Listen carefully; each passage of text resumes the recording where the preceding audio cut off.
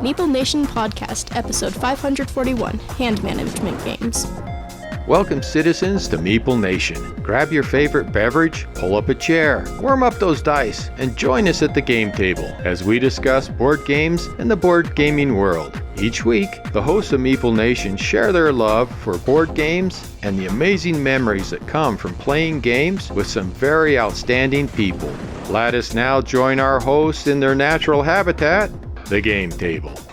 Meeple Nation Podcast is sponsored by GameToppersLLC.com. Upgrade your game night and every game you own with an amazing Game Topper from GameToppersLLC.com. They have awesome mats. They have Game Topper accessories like cup holders and dice trays and dice towers. You will not be disappointed in what you find. One of the coolest things that they have is all sorts of different toppers for different size tables, gaming surfaces. They are modular, so they can be set up easily, taken down easily, and transported easily. Not to mention the amazing mats. Check them out, GameToppersLLC.com.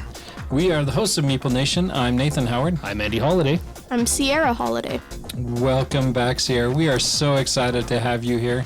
Andy sees you all the time. I don't get to see you very often, so I'm probably more excited to see you here than your dad is. Glad to be here. Yeah, we are way excited. Meeple Nation has a webpage full of Meeple Nation goodness. Bounce on over there and check out our blogs, photos, bios, and you will also find a link to our Patreon page.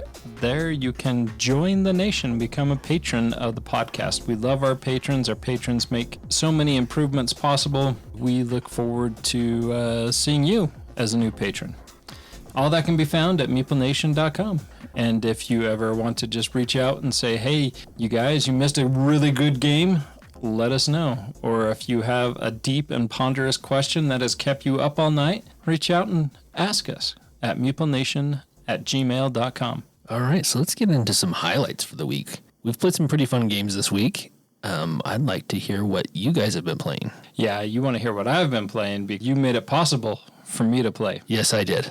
And I am very grateful because I did have a really good time with it. And that is Everdale. We had a game night at your house, Andy. I already set it up.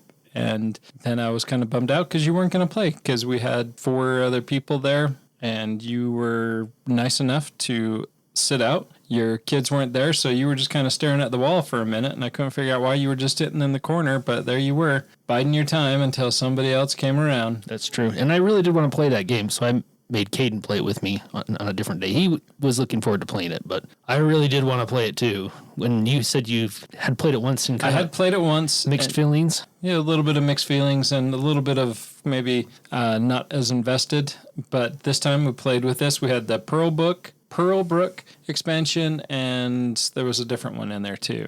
You were playing with the Legends expansion, so you had the legendary critters and legendary constructions. Yeah, and those legendary constructions were pretty cool. Everybody else got them. You didn't build yours? No, I did build one. Oh, you only ever have one. Oh, no, those are your starting cards, yeah, right? Okay, correct, yes. Yep. No, I didn't build mine. You didn't, really? No, okay. But I used my character. I thought I was doing really good. I even took the opportunity to come brag at you. I was like, look, I totally daved up this game where everything was just coming up Nathan, and it was amazing. And Greg. Whatever. Wow. And Greg played before, and Greg was very familiar with it. Dangerous Dan was there. He, too, was very familiar with it. Amara had played it before, too. Well, not really my first experience, but my first kind of... Everything had to be explained to me fresh again. And, yeah, I did kind of dave it up. But at the end, when the score was tallied, I thought Greg skunked me out. But I beat him by 2 points. Nice. So, yeah. So it turned out even better. That's right? awesome. Yeah, I did enjoy. I enjoyed the Pearlbrook, the expansion where you have the frog character that you can put over there, and you can reveal some of those other actions that you can take and be able to take them again and again. But the problem is you don't usually get those on the first round, third, or the second season. So you only get to use those places 1 or 2 times, if it even works out for you. One of those where I think familiarity with the game and what the cards typically are going to ask you to give up in order to take the action would definitely help because you can go into it more prepared when that card gets flipped. Being the person that reveals the card, you're definitely at a disadvantage not knowing, oh, this is going to get flipped. I may not be able to take this action at all. And honestly, it seems like quite often that is the case. Yeah, which was for me too. I wasn't able to take advantage of it the first time, but I did the last time. Thought the game was amazing. I was in my 3rd season, and everybody was in their 4th season. Dan was close to being done, and I hadn't even started the 4th season. Everybody was complaining about, well, I'm going to be done, and I'm like, I'm going to have a ton of stuff to do. And then my 4th season went like way quick. Yeah. I was done the same time as Dan. Amara, and I think both Amara and Greg outlasted me. Really? At the rounds. Wow. But then I still won with 2 points. Everdale, I would enjoy playing it again. Good. I'm glad that we were able to change your opinion on Everdell. Yeah, well, I didn't really have a bad opinion, but I just kind of had a moot opinion. Which is usually bad for you, because then you vote against it. Well, no. In the showdown usually episode. in the showdowns, it's like, I really want to play Wonderland War. Oh, it's just because it's on my list. I see what it is. Yeah, there you go. There you go. Now I get it. But no, I was very grateful that you got that to the table and got me to the table and sacrificed not playing yourself, but you did end up getting out of the corner and playing some games with other people as they showed. I did. We played back-to-back games of Clank Catacombs that night. So and that's always a win. it was good times. So yeah, it was fun. Excellent. But yeah, Everdale, I liked it. So a staple at our house has been the DC Deck Builder for many, many, many years since it came out, basically. It's been one of the first games my kids learned. I have pretty much everything for it. However, so many of the different versions of the game we haven't played. DC Deck Builder Teen Titans, we've had it for years, never played it. Oh, really? We actually busted that version of DC Deck Builder out. It was a ton of fun. Amazing how, even though the game is played in the same way, just having the different abilities on cards and everything geared towards, in this case, ongoing effects, it really changed how you play the game, which I thought was great. Actually, I think, Sierra, this might be your favorite version of the game, if I'm not mistaken. Is that an accurate assessment? I'm not sure. It's definitely a lot of fun, and I really enjoyed it. I think all the ongoing cards just add a whole new level of fun to it. Definitely makes it so you can have some pretty powerful turns. Sometimes it's very necessary because there's one card, Trigon, of the villains that is crap. He sucks. So being able to have a bunch of ongoing cards can really ramp everything up for you so you can have an epic turn. DC Deck Builder, Teen Titans, it was fun. And it made me want to start diving into a lot of the others that I have not yet played, because there are probably like 4 or 5 that we haven't. We played the Street Fighter version of it too around the same time. And that was very interesting. Very, very different from just the regular DC Deck Builder base game. Yeah, there's so much of the legendary Marvel deck building game that I never played. Kind of fizzled out, stopped even opening the boxes.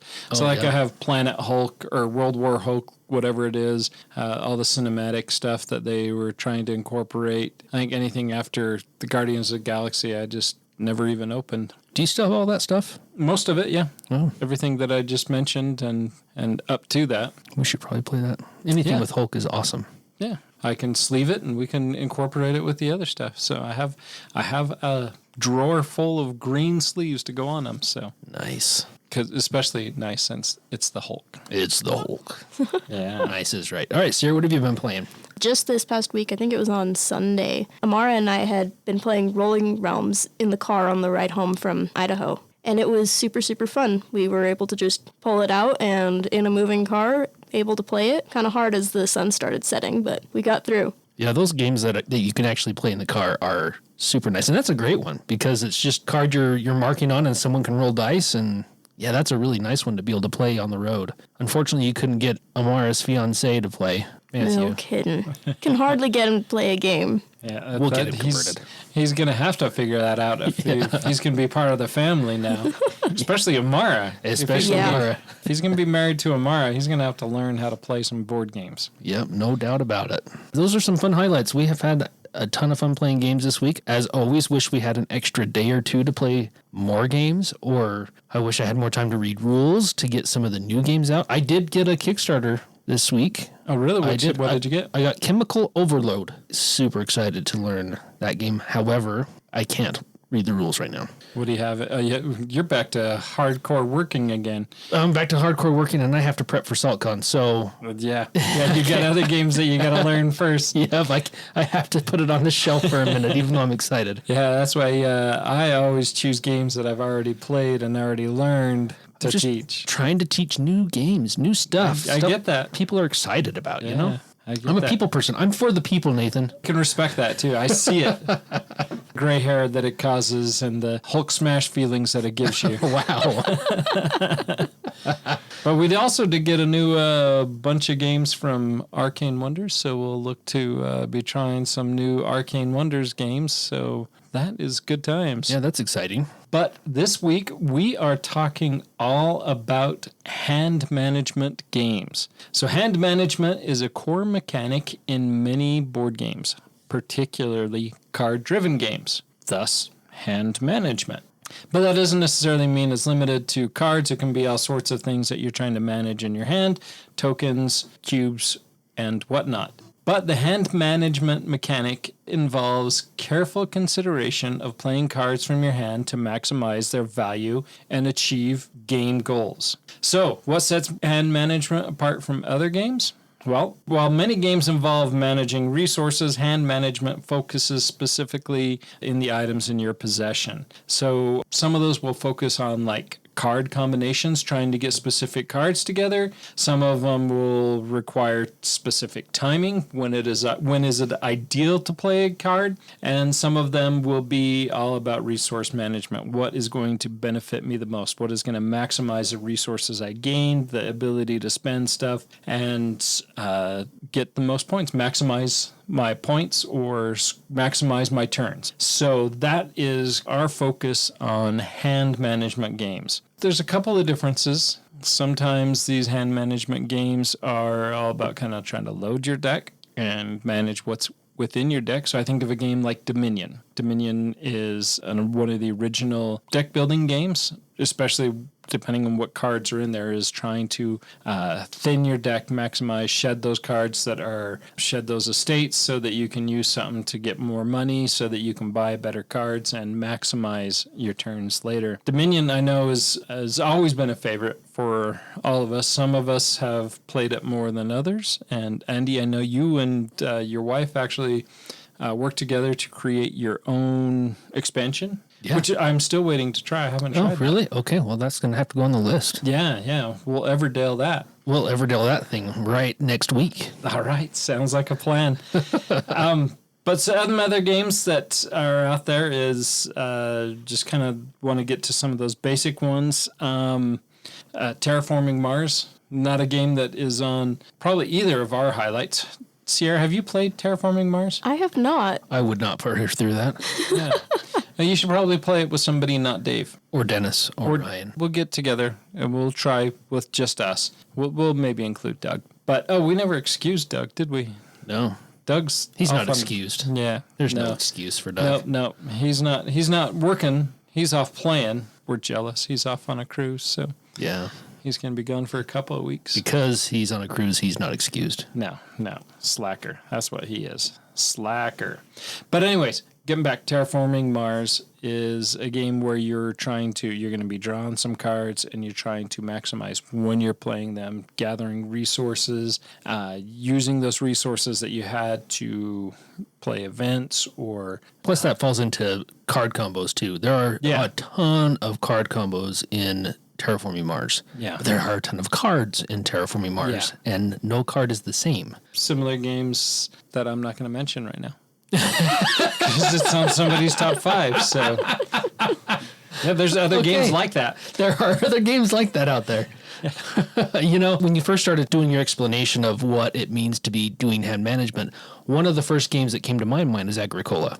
Oh, yeah. And this game is one that I really enjoyed at first until Richie kept winning, and then I lost its luster. But it's a great game. It's also a very frustrating game because you never have enough time to do what you want to do. But you are trying to gain resources and manage those resources to build the best farm, essentially, whether that's getting animals, planting fields, getting vegetables, but growing your family, building your house up. There's a lot to do and not enough time to do it. It's one of those, I think, that it is challenging, which is what makes it fun. And the fact that everybody feels like, no, I need like 2 more rounds. Every time everybody feels that way, which means it's kind of pushing you. It's not easy. It's pushing you to maximize that management of your resources. And so you have improvements. You have the major and minor improvements. The major improvements are public. Everyone has access to them. Then you have a hand of minor improvements, and you also have a hand of occupations. When you play those and how those combos work with just even with the cards themselves, certain improvements can work great together. Certain occupations can work great with improvements. If you draft, you can really set up some amazing card combos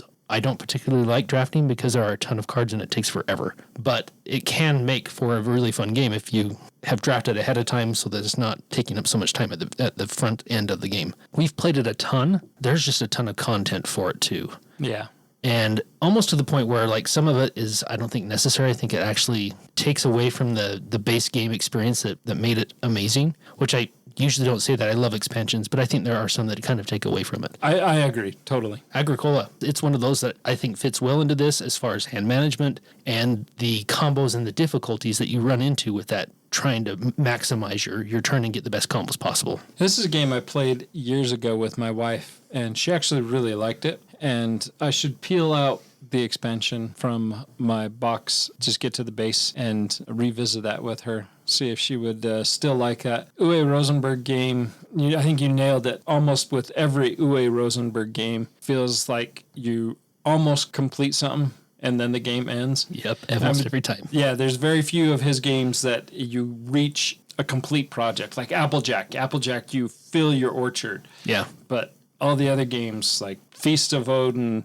you can try to fill it as much as you can, but you're usually going to leave holes there. Patchwork, you're going to almost complete your quilt. Maybe that's why Applejack's my favorite Uwe Rosenberg game. It could be because you feel like you completed something. Yeah. Agricola is, you nail that stress of that perfectly when it's something that you almost, I need 2 more turns. I almost got somewhere. I almost got something. And to use Dave's phrase, it's not a race for Agricola. But Nice. A lot of those Uwe Rosenberg games feel that way. He does it well in a lot of his mechanics. And so it does bring us back. And Agricola is a game that I've played over and over and over again. But yeah, I totally agree with you too that a lot of that content gets to the point where it's overloaded. Yeah. But back then there wasn't 5,000 games coming out every year. That's true. And it was only 200 games that were coming out all year. And so you were far more selective. So you bought a game. You got everything for it. Yeah, and you got everything for it because you were playing it all the time. Yeah. Kind of a double-edged sword. I mean, we love the hobby and we love everything it provides and brings to us, but sometimes we don't get to all that content and it just gets flooded. So Yeah, unfortunately. Yeah. First world problems. First world problems. First gamers problems. First gamers problems. When we were talking about Dominion, and one of the games that came out right around the same time as Dominion, not long after anyway, it seems like to me. I'd have to look it up, but that's Thunderstone. Yeah, it was shortly after. As much as we played Dominion, which we played the heck out of Dominion, we would have game nights where that's all we played. Yep. It was just back to back to back game of Dominion. But then Thunderstone came out and we started playing back to back to back games of Thunderstone, and it still gave you that Dominion feel of deck building, but where you're going into the dungeon and fighting monsters, and there's whole other level of excitement and adventure and exploration because you don't know what's coming out. Whereas in Dominion, you have just your standard 10 cards that are face up. You just kind of look at the cards and build a strategy in your mind, and then you go for it. In Thunderstone, you are gaining heroes and leveling those heroes up. And so I love the fact that as much as I loved Dominion, and I still like Dominion a lot, we don't play it near enough, I really think I enjoyed Thunderstone more just because of the adventure aspect. But it still gives you that same hand management feel that Dominion gives you. One thing I did like about Thunderstone a little more than Dominion is the fact that you could rest and kind of manage your hand for the next round. Yeah. To maybe have a little bit better turn, whereas in Dominion, you have what you have. Everything, yeah. Yep, whatever you've got, that's what you have for the round, and it could be just a terrible turn. Yeah, yeah. And I think Thunderstone Quest kind of fixed that even more, where you could say, okay, I'm going to keep some of these cards, and you can do that, right? Yeah. And you can keep some of those cards and try to make your hands better. And the fact that you can stay in the dungeon, dive deeper into that where the darkness is there. I think the evolution of Thunderstone, very well done. And as each new iteration came out, I think they did improve. Which doesn't happen always, which right? doesn't happen, no, all the time, yeah. But it got to the point where I have, you had Thunderstone Advance, Thunderstone Quest, then the second wave, then the third wave, and it just got to the point too where it was too much Thunderstone for me. I have what I have, and I'll stick with that. I know, but I backed the Thunderstone thing, and I'm like, ooh, I don't have that. I don't have that. I don't have that. Okay, that's going to be like $400. Never mind. Yeah. Take it all out of the cart. Never Take mind. it all out, yeah. I can't do it. It's not like it's Shadows of Brimstone. It's not. It's definitely you have to pick, right, and choose, right? For sure. So you pick the ones that you love, and those are the ones that you spend a little more money on, and the other ones it's like, yeah, I really want it, but no, it's not as important to me. Yeah. How about you, Sierra? What do you got? Well, it's just in general ones. Sure, yeah. I don't know. The first game that I had thought of when I was told this was going to be a hand management was Century Golem, because that was one that we had just played fairly recently with our grandma, too. It was a lot of fun, and I think that one's really cool in that you play it and it's different each time. You're never guaranteed which cards you're going to get, especially if you have a full player count, because the cards that are out in the table are getting switched up on everyone's turn just about. So it makes it quite interesting. It makes it a little bit difficult to plan ahead. You think, oh, I really want that card. Chances of that card being there when it's your turn to fish out of either of the two sections, somebody else has either paid for the other one or picked up what you had. So yeah, especially when you have that combo planned out in your mind. Oh, that card fits perfectly with what I need for this combo, and someone snatches it up. One of the ones that I really like, I do like Ticket to Ride. Ticket to Ride's been around for a long time, but I really like how Ticket to Ride is you spend a long time gathering resources. You spend a long time gathering cards before you just start willy-nilly throwing out track. Throwing out cards. You willy-nilly throw out track in that game, Nathan? Sometimes, yeah. That's why I have lost a Ticket to Ride at minus 10 points. So. Now we know why. Yeah. Actually, that was willy-nilly drawing tickets trying to get any points, and all I got was negative points. Wow. But I do like how Ticket to Ride, you're drawing up those cards to try to eventually have something that's going to be an epic turn, or eventually have sometimes it's not an epic turn. Sometimes you're driving. Yeah, driving. You're driving. You're driving. But anyways, you're drawing up cards trying to collect a specific color. It doesn't work out, and then somebody else has beat you to that. And Ticket to Ride can be very frustrating playing with a lower player count when you can't use those double tracks. That's true. That's why Europe is so much better. Yeah, I mean, you can use the stations, right? Yep. And I do enjoy Ticket to Ride Europe, too. Play a lot of that just two-player. There's something about Ticket to Ride that makes it shine a little bit more with a higher player count. I agree. Yep, I agree with that. It's different challenges, right? Yeah. Completely. It doesn't mean that it's not challenging. It still totally is, because everything starts filling up very quickly. Yeah. But it's a different challenge with a two-player game versus a higher player count. Yeah, a higher player count, you're trying to get multiple tickets, and where in a higher player count, you're going to complete what you got at the beginning, and then you're a little bit more reserved about pulling up those tickets because board gets full pretty quick, even with extra lanes to use. But Ticket to Ride's always been a fun game. Small versions, the London, the New York, where you're using your double-decker buses, your cabs, and just having that same generic, not necessarily generic's probably the bad word to use, but that same mechanic that you're using in that style of Ticket to Ride in all these other games, and they become pretty darn fun. Even the small little ones that condense that fun, concentrate it, and give you fun double-decker buses. Another one that I got just recently that Doug taught us while we were up at MonCon. This is one that I've had for a while, but Doug brought and was able to teach me and my wife to play, and that was Flamecraft. Have either of you played Flamecraft? Yes, I have. It's a cute little fun dragon theme, but you have your market out there, and as you're going to place your dragon, you can't put your dragon where there's already a dragon. You have to go to new locations.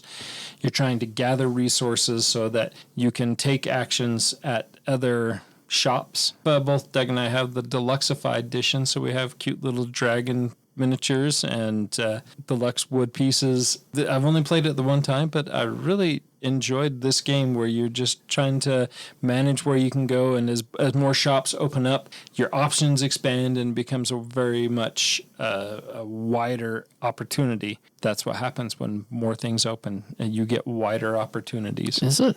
I love the English language and how I murder it so well. Flamecraft, I only played it the one time, and I thought it was pretty fun. And my wife enjoyed it, so I'm looking forward to getting that to the table again, because I think that's something that was fun and simple enough that she's anxious to play it again. You know, a couple of games that I think are unique in the hand management aspect and they both kind of fall into the same mold. That is Jump Drive in the City. Yeah. The games where you have to use the cards in your hand as currency, so those are your resources on top of what you want to actually play to score points. Inevitably, whenever I play either of those two games, I want to keep all my cards because they're all awesome. Yeah. I mean, there might be a few that's like, okay, this is just not going to fit. I'll get rid of this. It's like, crap, well, I can get rid of that one and that one, but I still can't pay for any of the cards I'm keeping. You always have to discard something that you want to keep. Both of those games are really fun. I think I lean towards Jump Drive a little bit more. There's just a different, just a little bit more complexity in it with the developments and the settling of the planets, but they're so similar. Yeah. But I like how quick they are, and yet you still get that enough meat on the bone to feel like you've played a game and actually accomplished something rather than just a mindless filler game. No, I really like how the short timetable on both of these games are. Doug really likes the city because he feels it has more, there's less dead cards in your hand, especially as you get later in the game. And I see that. I do too. I think we might be converting him though. Yeah, well, no, he said the other day that he was very much adamantly that he's decided that the city is better, but he probably just played the city. We need to play Jump Drive, and then it'll be like, maybe not. Yeah.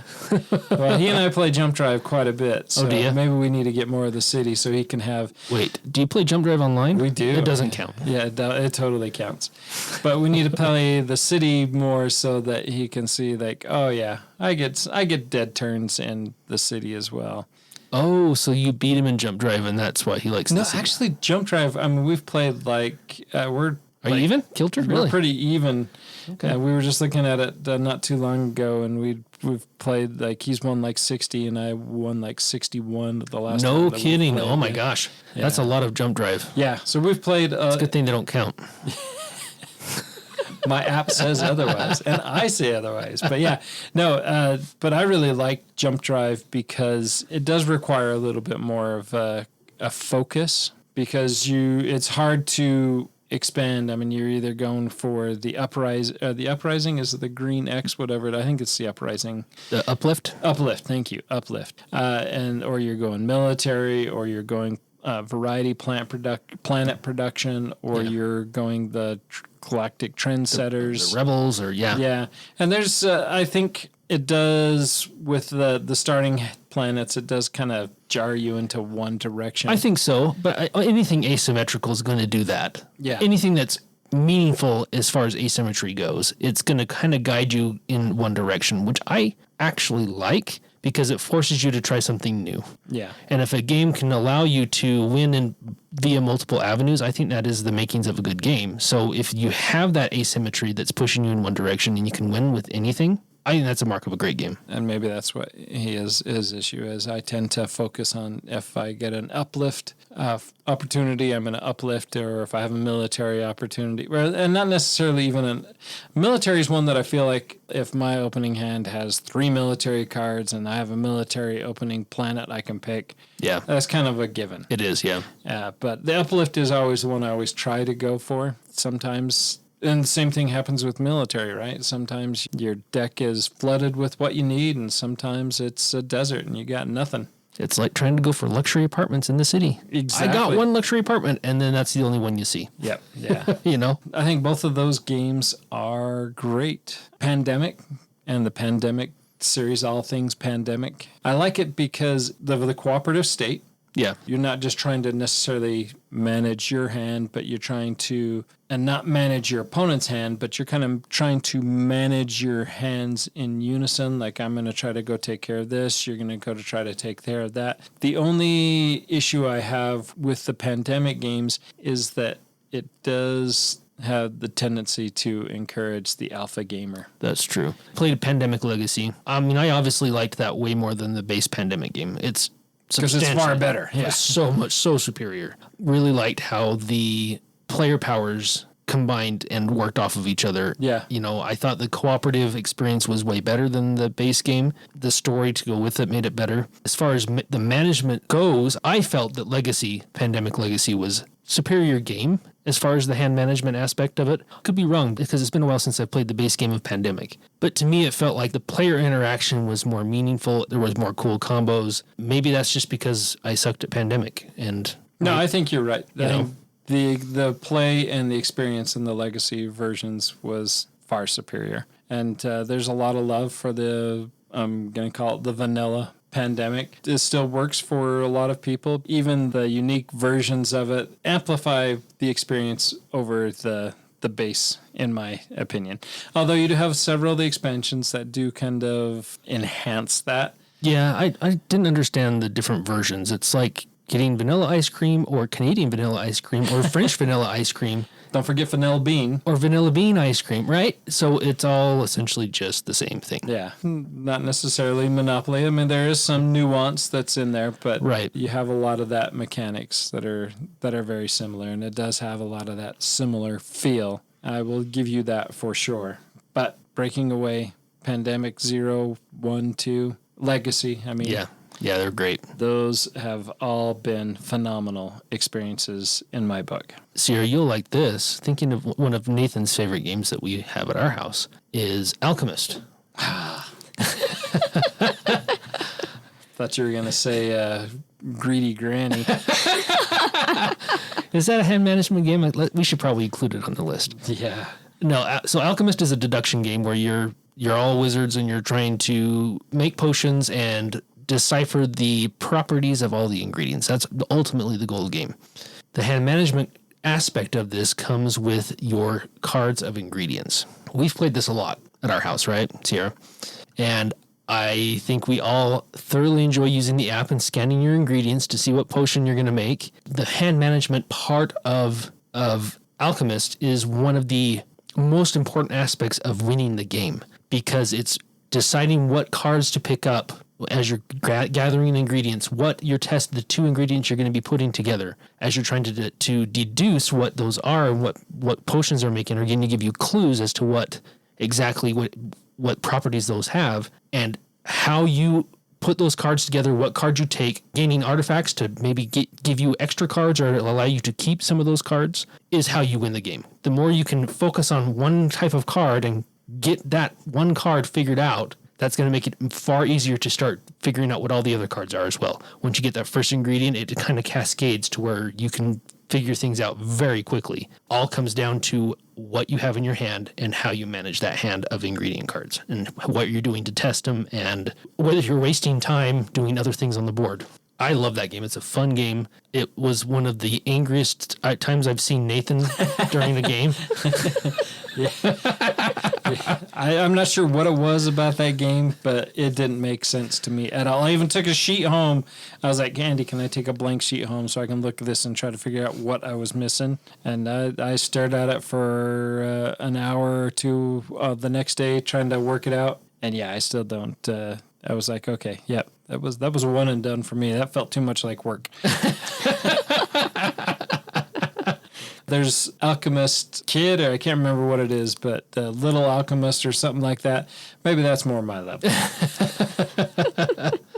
Baby steps, right? Baby steps. Yeah, I need a baby version for sure. What do you think of Alchemist, Sierra? I love that game so much. I've loved it since I was pretty little, actually. That's when we played a lot, and I sucked at it so bad. Oh my goodness. Finally getting the hang of it all these years later, for the most part. I don't know, I think it's really cool. Not just the ingredient cards that you're also getting merchant cards throughout it too. They all have different abilities, and that's where the whole, when do I play this card to get the most benefit comes in, right? Because there's similar cards, but they are almost all different, which is really cool. Yeah, and those can set you up for some epic turns or give you a huge benefit over the other players for the round. Another one that has that whole pulling cards into your hand and trying to figure out when to best play those is Force Shuffle. Yes, that's a great game. Force Shuffle, I'm actually surprised wasn't on any of our top 5. I am too, but there's so many amazing games on this list. I just think it got pushed out. My favorite game of all time is on this list, and it's not in my top 5. But I was going off of just that mechanic of the hand management. Once again, surprises me that Forest Shuffle didn't make the list because it is pretty much all hand management. Yeah, the whole game it is all hand management, and it's actually been played quite a bit lately. All of us own it, and we've all been playing it several times. For some reason, it didn't make the top list, but even with the Alpine expansion, which does enhance the game more, I think gives you a little bit more variety, more bats, more butterflies, and some more trees. The way you use that, kind of like Jump Drive and the city, you have to use your cards as currency because cards are going to have a cost. But the nice thing about this one is you discard everything to the forest, and as you discard a card, that card is then available for somebody else to pick up if they need, or if you discard it, there could be a chance that it's still there when it comes back to your turn. You can pull it back into your hand. However, if 10 cards get in that forest, that whole forest is cleared, and those cards are gone from the game. Or if someone plays a bear. Or if somebody plays a bear. Yeah, the bear eats up all those cards too as it hibernates. Forest Shuffle, for a small box game, it brings a lot of strategic value and replayability in it. Lots of opportunities for scoring points, different avenues, brings that game to the table again and again. So Forest Shuffle was really good. Surprised it's not on anybody's top 5. Another one that is kind of on that same term is Mandala. Did I play this with you, Andy? Mandala? I don't think I've played Mandala. Mandala is a game where you're trying to collect cards of a specific color, and the first card you collect is going to be worth 1 point for every one that's in your score stack, and then those points increase. You get 1, 2, 3, 4, 5, and so you want to be able to manage what cards you're collecting later as opposed to what cards you're collecting earlier. And the premise of the game is you have 2 mountains in front of you. Each mountain will start with 2 cards, and then there's 6 suits of cards that are in the game. You're going to choose one of the 2 mountains to play on. And so you're going to play on your side. If you play on your side, then you're trying to get the most cards, or at least some cards, into the game, so that when all 6 colors are on one of these mountaintops or one of these mountain areas, then a mandala has happened and we're going to clear that. Whoever has the most cards is going to get their first choice of whatever card is in the center. If the other player has cards in there, then they're going to get a choice. Otherwise, they're going to still pick, but it just gets discarded out of the game. But they want to be able to take it into their hand as well, or into their scoring area as well. Or you can place a card in the middle of one of the mountains. And if you place a card in the middle, then that's going to allow you to draw more cards. And that's the only way that you can draw more cards. But the trick of the game is I cannot play. So if a card color is there, if a card suit is there, and it is on your side of the mountain, I can't play that card. I can't play that suit at all because that's on your side. If there's one in the middle, I can play it in the middle. Or if there's one on my side, I can play it on my side. Those cards are going to only exist in each of those sections. So the cards are either going to be, the suits are either going to be in the middle, they're going to be on your side, or they're going to be on my side. Hopefully I explained that well. Yeah, so if there's a green suit, then wherever it is, it can only exist in one of those 3 locations. Right, yeah. I can add more green suit to wherever it is as long as it's on my side or the middle. If it's on your side, I can't add to it. Gotcha. And so you have to manage when am I going to play those cards. And if it's lower in my scoring stack, then those cards become more valuable to play as kind of fodder to accumulate those cards that are in the mountaintops so that I can score those and hopefully increase my stack. It's only a 2-player game, which is probably why it doesn't get to the table as often. But there's quite a bit of challenge to it. It's one of those 2-player games that I think works really, really well. And I should either play it with you or take it home and play it. Sierra, I think you would really like this. And I think Amara would really like this game too. The theme on it is not very thick, but the strategic value on it is pretty good. Nice. I think it has a high strategic replayability. Oh, that's cool. So a while back, I got a Kickstarter, a couple years ago now. It's one of those games where Sierra had a sour experience her first game of it, her first playthrough, and I don't know if we've completely redeemed the game in her mind. But that's Lizard Wizard. Oh. And no, I see a head shake right there. No.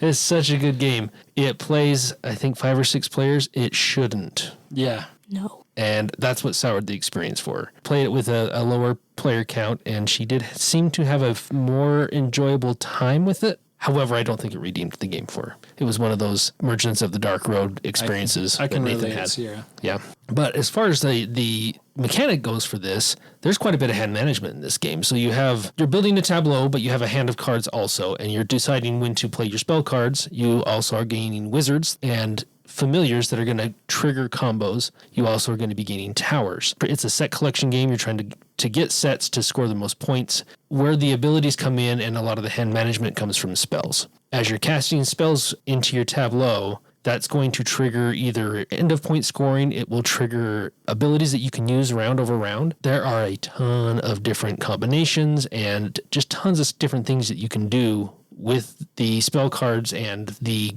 familiars and everything else that you can gain throughout the game. The components are awesome on the Kickstarter version. It's one of those that I need Sierra to repent and like the game. Replay, and like the game. I don't think that's how it works, unfortunately. Oh, it should. I hosted this at SaltCon several years ago, and Right. this is the first game I played with Greg and Dangerous Dan. Were you in this game? Did you play this game? You didn't. No. I should know. I should have known that answer. No. Not forced into that. She was not forced into that game. No, she played, what was it that you played? Twilight Struggle. Twilight Inscription, and destroyed everybody. This little unassuming girl just destroyed everybody. That's a different story for another time. Lizard Wizard, one of those that I guess it's one of those that love it or hate it, I guess, because I think Doug's wife Lydia can't stand that game either. She had a sour experience. We initially had the Take That cards in it, and we took them out, and that has definitely, for our group, has definitely improved the experience, because our group just doesn't like to take that element of really most games. Right. But great game. I love it. It needs to hit my table more often, Sierra. And You can hit the garbage too, Sierra. no, it just doesn't get to the table as often. But a lot of it is because Sierra doesn't like it. So if she's playing, then we typically don't pull out Lizard Wizard. Yeah, no, I get that. It's all about who you're playing with that dictates what hits the table more times than not. One that I really enjoy, and I'm pretty sure you enjoy, Andy, in the series, and that is Great Western Trail, Great Western Trail 2nd Edition, Great Western Trail Argentina, Great Western Trail New Zealand. I don't enjoy Argentina, New Zealand, or the 2nd edition because I haven't played them. Well, we should fix that. I've only played the 1st edition, and Well, yes, let's talk 1st edition then. So this is all about managing your cows. You're ranchers, and you're trying to lead your cows from wherever you start. I can't remember where you start, but you're trying to get them to Kansas City, where you can put them on a train and ship them off to dining tables across the country. Well, that was pretty close. I mean, if we're going to go with accent. Go with my country accent there. Get them to dinner tables across the country. Great Western Trail I really like because you have the opportunity to shed cards, because you start with some basic cows that aren't really worth a ton of points, but when you get to the end, you can only, when you get to Kansas City and you put them on a train, you're only going to score for each unique type of cow that's in your hand. So you want to make sure you have a variety. So you got to go to market several times to try to get cows there, and you want to make sure that you have ways to shed out the other cows that you don't want. You're going to be able to put buildings there. That buildings will allow you to discard two of the same cow, discard this kind of cow, to be able to take actions at those locations. Some of those locations are basic locations that are on the board. Some of them are ones that you've put out there that give you alone those actions. I think a ton of replayability in just the hand management alone. And then you add in the whole, you're trying to get to the train stops. You're trying to make sure that you're encouraging enough income that you can ship your cattle further. There's a lot goes on to this game. You're trying to avoid stopping at your opponent's locations because they tax you. Then there's the board builder, right? And you're increasing the efficiency of your actions by gaining cowboys or gaining engineers, and so moving your stuff further. Yeah, moving your stuff further. So there are some cool benefits on your actual player board that can make it so that it can give you an edge over the other players, depending on what help you're hiring and adding to your rent, whether you're getting cowboys to help you with your cattle or you're getting, engineers on. There's a lot going on in that game. And honestly, it seems like such a simple game because you're just moving. It kind of felt old school to me when we first started playing it because you're just moving on the board from space to space, and it's very unique. I guess I can't say unique. It seems very, to go back to that phrase, old school, because a lot of the action selection games are, okay, I'm going to take this action. You just put your worker on there. Whereas this has the action selection, but it's based on moving along a track. You're taking the road up to Kansas City and you are taking actions on your way. And I like the fact that you can optimize or help optimize those actions by gaining different help to increase the efficiency of those actions. I think that's my favorite part of that game. Yeah, I really like that game too. And agree with you. It does have that old school kind of feel, look even. But I do like how that track, because it's a serpentine track, you can take a couple of forks here and there, but it's the same serpentine track to get to the end. However, the second time you're going, that track is more saturated, kind of like some other games that we might talk about next week, where you have more opportunities as rounds go, that there's more opportunities to stop, more incentive for you to stop, and then also incentive for you to skip over or take those forks less taken. Yeah, and I think that's true. As I think about, as you're culling cards, right, your first trip to Kansas City, you have all those starter cards in your deck for the most part. So you're more inclined to stop at those locations where, okay, I'm going to discard 2 of these cow types that is going to give you this benefit right now. Eventually, you're going to hopefully cull those cards, and you want to be able to replace that location with something that's going to be more beneficial to you once those cows are out of your hand. Hopefully a building that you've built, so you're not landing on somebody else's building and gaining them some sort of benefit. But building buildings is huge, and I think culling your hand and getting cows are the must-do in that game. Yeah. The last one I want to talk about is a game I have really struggled to get people to play with me. And I like to play this game during Halloween because it's very, very Halloween-y themed, and this is Nightfall. Oh, I've enjoyed Nightfall. I would play Nightfall with you. You won't get Dave to play with you. or Richie, or most people. Well, they don't like fun games. Did you just call Nightfall a party game? Nathan. I know what you mean by fun, and it doesn't mean fun. But Nightfall, I think, honestly, is very heavy in hand management. Extremely. I agree. I think so, too. You're trying to chain your cards off of one another, so you can only play cards that you can change. So you play one card, and if you can chain it, so you have a large moon, that's the color of that card, and then there are 2 moons to the side of it. That will allow you to change the color of those 2 moons that are attached to it, the smaller moons. You can play a card right after you play that first card if it matches one of those 2 moons. And then you can chain another card based on the 2 moons on the second card, and so on. And then those are going to bring out more of the creatures that you're going to have. Almost feels like it's like a deck builder, Magic the Gathering type game, where you're bringing out monsters that you're going to be attacking with. They have a health. Some of them are going to stay in place. Some of them go away. You go around the table one time and then they go away. Each of the monsters are going to have a health and an attack value. You can play cards on other players' turns. So let's say, Nathan, you're sitting to the right of me. You take a turn. You play your cards that you're going to play. Now I have the opportunity to chain my cards off of your cards.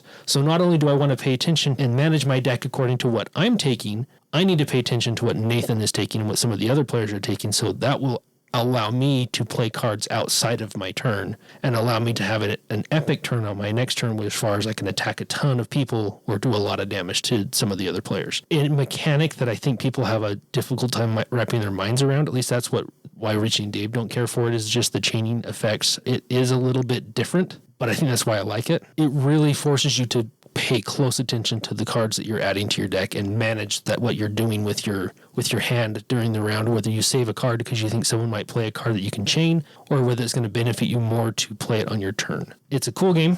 It's a cool theme if you like the Halloween theme, werewolves, vampires, zombies, ghouls, very heavy in that theme. Overall, I think it's a cool game. They've come out with a ton of expansions and then they stopped. So it's done now, I think, as far as production goes, and I think I have everything for it. So we just need to play it more. I need people to not be sour people and not like games. Correct me if you Sierra about Lizard Wizard.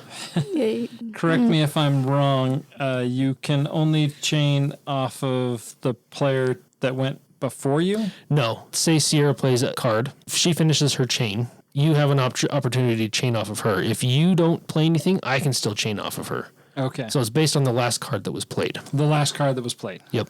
Okay. For Dave, I think he complains because he doesn't chain very well.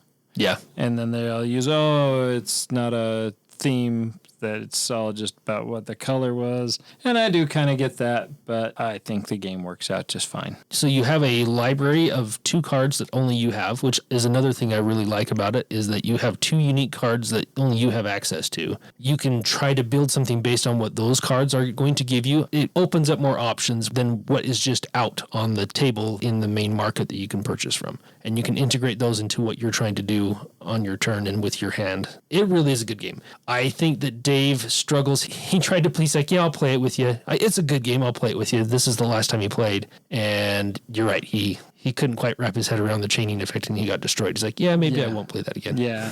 It's like me with Alchemist. There's a little nuance there that is missed. Just makes the game difficult for them. Yeah. But I'll play it with you. Okay, thanks, Nathan. I feel better now. You should. I do. Well, we're almost done, but I can't end without talking about a couple of fun games. Oh, Nathan, really? You got to do this every episode? I got to bring in some fun games, oh, gosh, dang it. So I'm going to talk about 2 party games, and one's party-ish, and the other one is definitely a party game. The first one's Camel Up, which is more on the ish. This game is all about trying to manage when you're going to be playing your bets. You have your hand of cards as the race progresses. You're going to be rolling some dice. These dice will come out of the pyramid. You shake it, and it will advance one camel dependent on the number of pips. The issue is if a camel lands at the same spot as a different camel, well, that camel just stacks. So if the bottom camel moves, both of those camels move. They don't switch places. Or if a camel lands on top and then that one only moves. Sometimes camels only move if you roll them, and sometimes they get help. And then there are 2 crazy camels that are going the wrong way on the track. And if you land on those, you could be taking your camels backwards. So this is all about trying to wager your bets, who you think is going to win, and be the first person to get correct of who's going to win.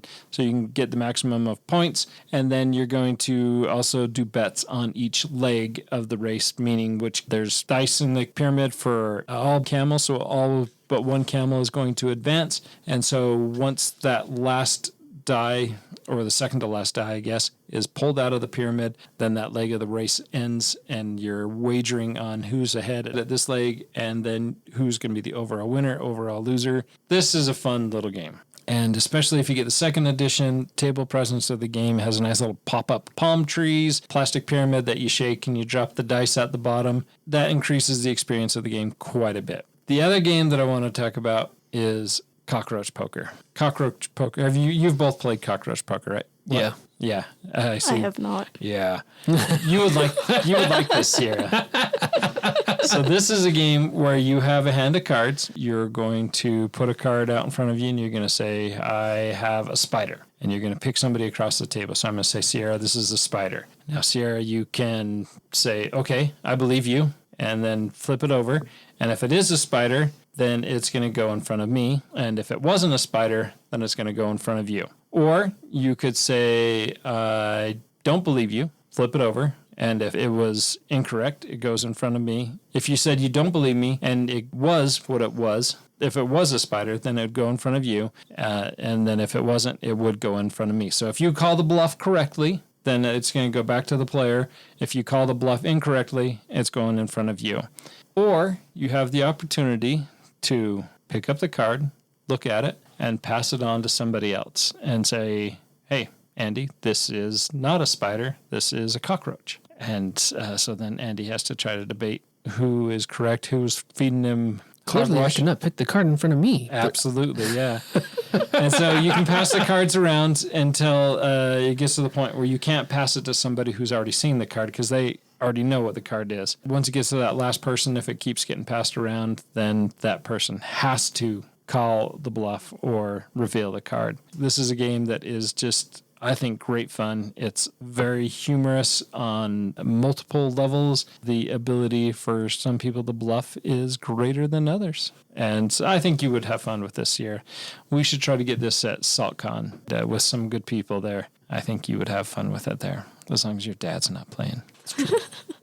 He's not wrong. I would want you to have fun with this experience. All right, so we have discussed a ton of games, most of them fun, and Especially the ones we ended with. there's a great list of games. There are a lot of games that we didn't talk about that are also just awesome games. And I'm excited to talk about our top 5s next week. I think we've picked some good ones. There's a little bit of crossover, but that's because a lot of us like a lot of the same games. Yeah. Until next time. We'll see you managing your hand and scoring the maximum points at the game table.